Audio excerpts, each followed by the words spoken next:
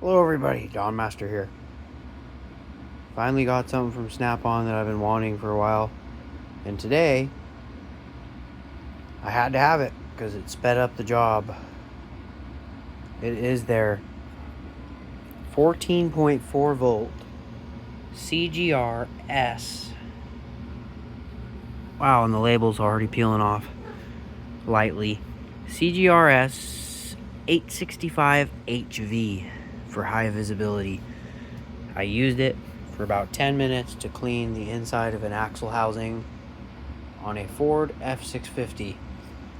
Got a bunch of water in the differential, smoked the diff, smoked the wheel bearings, pull it all down, clean it out, and I couldn't get my other die grinder I have. I'll show you all of them. I couldn't get this one in there all the way to clean it out. I couldn't get anything in there with a flapper circle disc, which I should have brought to show you guys what that looks like. I'm sure a lot of you do. This one, I couldn't get it in there far enough. Snap-on shows up Tuesday morning, literally when I was struggling with it. Mike, do you have any extended reach die grinders? I knew he had this one on the truck. It's been on there for frickin' 6 weeks. No one's been buying it, probably because it's so expensive. I'm like, do you have air ones? Wanted to see what options he had. Blue Point Air one he had last week, he sold, but the air ones are only going to be about that long, probably about this long, and these are narrow enough that you can get in that axle tube and get that rust flake out, that scale. But this one wasn't long enough, so perfectly in time this one came in handy. Asked him, what's the price on it? He's like, well, I don't think they have a bare tool price yet. I'm like, oh, interesting. I never heard that before, but he's like, the kit with one battery, or tool with one battery, 440, I believe. I was like, geez, that's a lot. And I have a lot of 14.4 batteries. Basically, one for every tool I own, plus I have a spare, one or two spares, one for the speaker.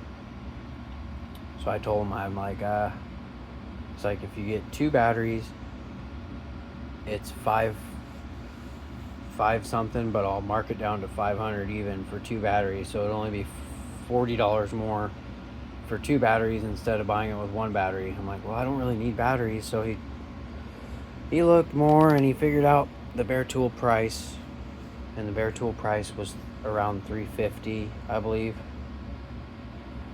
for the bare tool. So that's how I bought it, and it is pretty pricey, a lot more money than these were when I got them. These I got on a deal, plus I got a free barbecue grill, big gas grill. What's the brand? Camping grill, Camp Chef. For my old dealer, I've had these for about 4 years now, 3 years. I got these when they first came out. I bought these both at once. If you bought one, he had a deal going, you got a ticket to enter in the drawing to win the Big Chef grill. Nice grill for camping, dual burner. And if you bought two, he gave me a bunch of extra tickets. I think I got 3 tickets in the drawing. I've never won one of those things until that time, so I got the free grill. But I believe this one was like maybe $250 at the time, and it was a kit with one battery.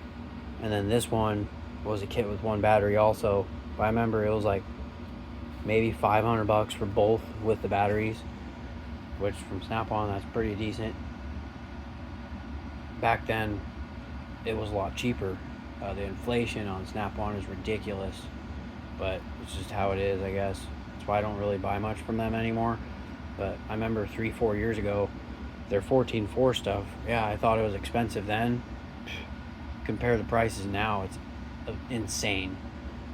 This one's a little bit more because it's 90 degree in a kit with 2 batteries and a charger is like $650 for this guy. That's crazy. Like, I paid less than that for both 3-4 years ago.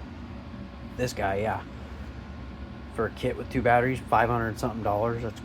That's ridiculous. But they're nice tools.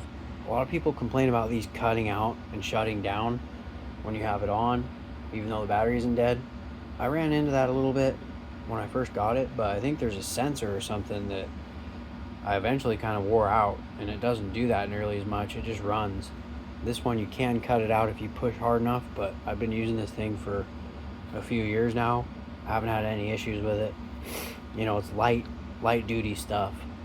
And then this guy I use not nearly as much as this one, but this one comes handy with a burr bit on it or a flapper, cleaning stuff up where you don't feel like getting an air hose out. It's just really handy. And these older ones are running at 28,000 RPM. 30,000, my bad, for the straight. And the 90 is 27. Pretty good for a cordless. This new one, focus back on this. I like this one better. I think the transmission in it is a lot better of a design. So it has high and low. I wish they would redesign these guys and have high and low.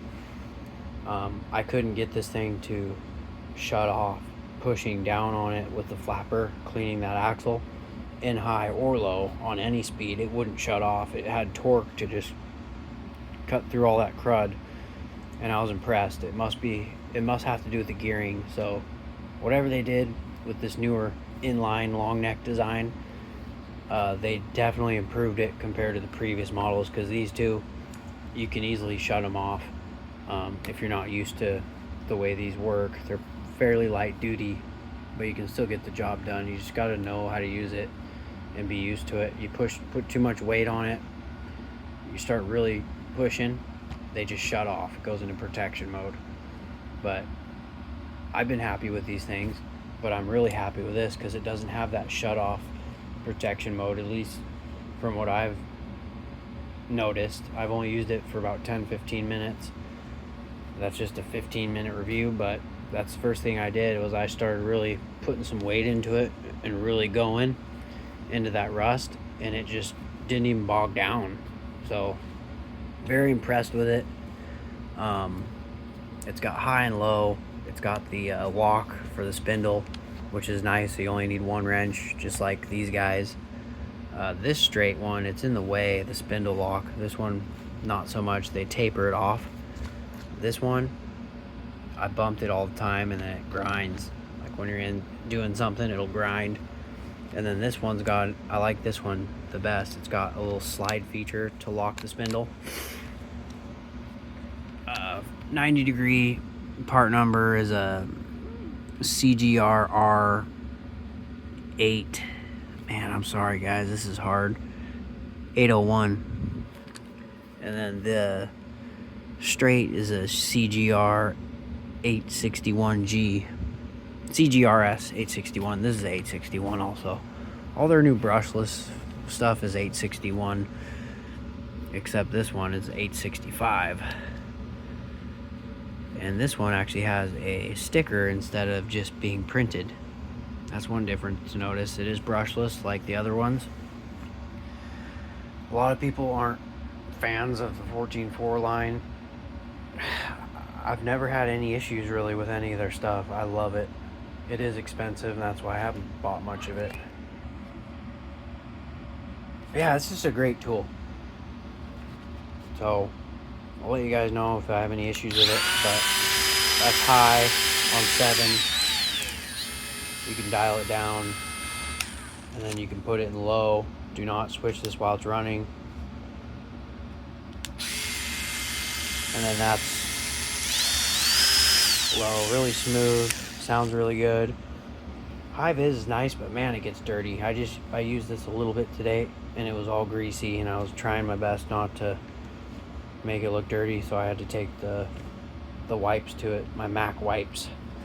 By the way, these are my favorite wipes. I like Tubbo towels too, but these have that textured on the other end. The HCW110s, there's 110 towelettes in here, and they're really good size ones. 8 by 12 inch. I have the Snapon ones too. They're okay. They're more expensive, and there's not as many in the container. But I didn't get a box for this because it was one of his ones on display. Most of them are on display, and he couldn't find the little wrench. I'm like, don't worry about it. I don't use those anyway. Plus, this has a spindle lock, so I don't need to get into the narrower side, which isn't that narrow. But yeah, that's the brand new CGRS865HV, brand new model. It's been out probably for 6 months now, but inline, straight, real come handy with carbide burr bits. It's got really good torque compared to these. Mainly, I'm guessing because the transmission that's in it is geared differently. So that's all I got for you guys today. Thanks for watching. Please like, comment, subscribe, and have a good one. Goodbye, Lou.